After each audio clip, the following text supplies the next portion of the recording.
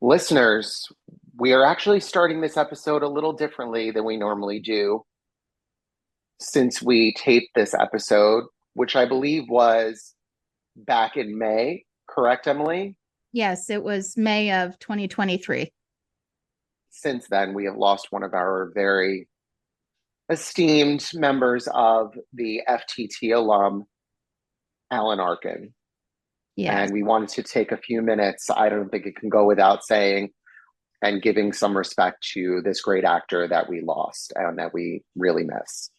indeed. He, of course, played Sir Beau in the episode that we're going to be reviewing tonight. And he was an Academy Award winner. He was, I believe, a Tony Award winner and nominated for several Emmys, and just a very gifted performer. And we wanted to just take a second and pay tribute to him. So, Eric, what are your memories of Alan Arkin? I would say that I really saw him again in something not until I got a little bit older, which was Little Miss Sunshine. I was Yes. just fresh out of high school. I remember when that came out, 2006, and that was the role that he finally won his Oscar for. And he played that really disgruntled, really funny, curmudgeon grandfather in that movie. And I just loved his role in that. And I was automatically like, oh my God, that's Beau from The Emperor's New Clothes. And then, of course, later, his later project, The Kaminsky Method that he did with Michael Douglas, I loved him in that. So he Oh, did a great job in that. I was more familiar with his early work. I think it's mentioned in our episode, but my favorite role of his was in Wait Until Dark with Audrey Hepburn, where he played the villain. And it took me several years to realize that that was Sir Beau, because Sir Beau is not supposed to be a villain. It messed with my head a little bit, but he was truly a very, very gifted entertainer. And we were truly sorry to hear about his passing this past June. Yes, and we will really miss him. And Emily and I did actually see a film of his together. We saw him in the live action remake of Dumbo. Yes, we did. And we both really enjoyed that. So it's good to see that his performances will live on. And we just figured we'd pay tribute because we do mention him quite a bit in this episode. Obviously, he's one of the main leads in this episode. And we definitely had to pay tribute to this great actor that has recently passed. And without further ado, The Emperor's New Clothes.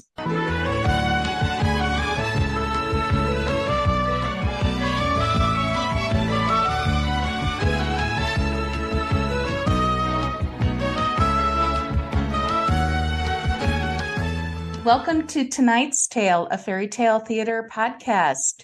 We are your hosts. I'm Emily from Atlanta, Georgia, and I am joined by Eric. my name is Eric. I'm from New York. And we are going through every episode in alphabetical order. Tonight's tale, we are going through The Emperor's New Clothes. Episode 22, season 4, episode 7, and it aired on October 5th, 1985. What is the first thing that springs to mind when you think about this episode, Eric? What stands out always for me is Art Carney and Alan Arkin because I was always a big fan of theirs growing up. Really? Well, not growing up, but as I got older. And I think now that I'm older, I think I appreciate that they were in this episode a lot more because, of course, Art Carney, we don't have anymore, RIP. And they were probably the shining point of the episode, having their comedic duo at the forefront, I think. I will agree, but I will also add to that list the great Dick Shawn, who we also don't have anymore. Rest in peace. He was a great comedian. Of course, he plays the Emperor. I was not familiar with his work as a kid, but like you said, as I got older, I really had more of an appreciation of who he was. I agree with you. The first thing that comes to my mind is the cast. Art Carney. I remember The Honeymooners. Alan Arkin, great film career. Dick Shawn. And I remembered this right off the top of my head. We've got James Bond himself doing the narration. We've got Timothy Dalton. Yeah, so cool. And I do agree with you. Dick Shawn, he just hams it up. He's awesome in this. He really is. And that's probably where I was introduced. I mean, with most things with fairy tale theater, I was introduced to most people when I was watching this at a very, very young age. I probably started watching fairy tale theater when I was like 4 or 5. So, Same, if not younger. so that's where I implanted those images and ideas of people that I would come to later see in movies. And I'd be like, oh, yeah, that's so and so. That's the emperor. That's, Exactly.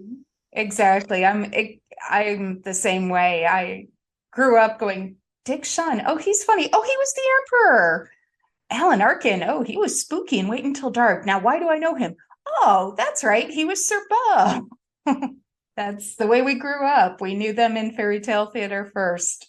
The other thing that really comes to mind quickly when I think about this episode is, of course, the original fairy tale, one of Hans Christian Andersen's most famous tales. And it's a pretty short one. I read it myself when I was a kid. I haven't reread it recently, but I believe you have. yes, I have. I wouldn't so much call it a fairy tale. I would more call it a parable of sorts. Oh, that's perfect. It's very small, it's very short, and it delivers a message. It's kind of entered our lexicon now where people say the emperor has new clothes. Parable is more appropriate than fairy tale. I completely agree with you. I agree. You're It's saying not really like Hans Christian Andersen's, it's not like his other stories because there's no fantastical elements to it. Pretty much takes place in the real world, and there's no magic really to speak of. And it's very different than the other stories. There's no romance, although I'm familiar with the Cat and Movie Tale version where they tried to insert a romance in there just to have one. awkwardly. It was Awkwardly. very, very weird and awkward. But Yeah. no, this and the fairy tale theater version did, comparing to the story, they followed the story pretty closely. There's some embellishments that we'll discuss later on, but you needed to embellish a little bit. You needed to stretch it to a 50-minute show. You know, you couldn't just have a 30-minute show. You needed to stretch it to almost an hour, and that's what they needed to do. They needed to add some embellishments and some flourishments. And I think the changes they made to it actually didn't seem like add-ons. They actually worked. It wasn't like we're just throwing stuff in here and, like I said, kind of moving tales, making a relationship out of nowhere, of romance.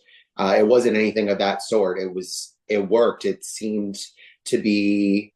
It didn't seem forced. It didn't seem superficial. It seemed authentic to the story. It didn't seem like it was trying too hard to stretch it out and make it a long story, which I've seen with other stories. Oh, definitely. And I think Shelley probably ran into some trouble with this, especially I'm half Danish. I'm, of course, very loyal to Hans Christian Andersen. My father was born in the same town as him randomly. But some of his stories, like the Snow Queen, could go on. Calling the Snow Queen a fairy tale is kind of absurd to me. That's a short novel. And then Princess and the Pea is like a page. His stories could go in either direction, but this was the 1980s Showtime. Everything had to be condensed to a 50-minute show. So sometimes they had to really stretch to add, and sometimes they had to cut a lot. We start with our beautiful Shelley doing her introduction. Hello, I'm Shelley Duvall. Welcome to Fairy Tale Theater. We all enjoy dressing up, but tonight's tale is about a man whose passion for apparel becomes an obsession, and how he learns a lesson in humility at the hands of two scroungy schemers, the Emperor's new clothes.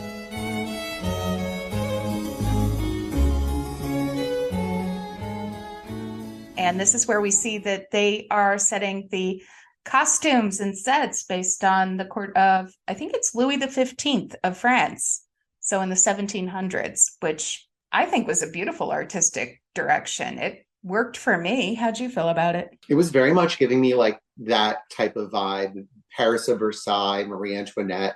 And I think it was a very smart choice because you're making a point and a critique of monarchy and their rule over society and how they really don't care about their people and they care about the pomp and circumstance and the fashion and the riches and their beautiful life, which was very much what happened with Marie Antoinette and King Louis.